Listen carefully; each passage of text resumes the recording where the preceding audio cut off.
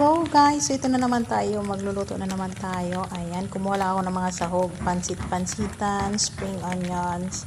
Ayan, ang taba-taba ng aking mga spring onion guys. Tapos kumuha lang din ako ng 3 perasong pichay para isahog natin, para naman marami-rami yung gulay, para still healthy. So ayan, hinugasan ko muna yung pichay bago ko siya dalhin sa kusina para malinis. Tapos nagpainit na rin tayo ng kaunting mantika sa ating lutuan, and then nilagay na natin yung garlic, and then imekos-mekos lang natin hanggang sa mag-golden brown ang garlic. Yes!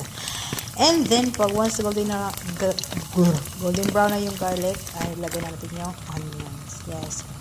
And then mikos-mikos lang natin, and then ilagay na natin yung sahog na corn sardines and soya sauce. Then ilagay na rin natin yung sitaw para ikaw ay bumitaw sa taong ang mahal ay hindi ikaw.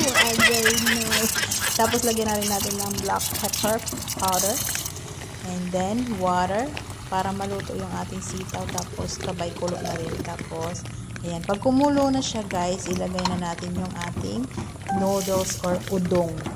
Lami magudang udong guys.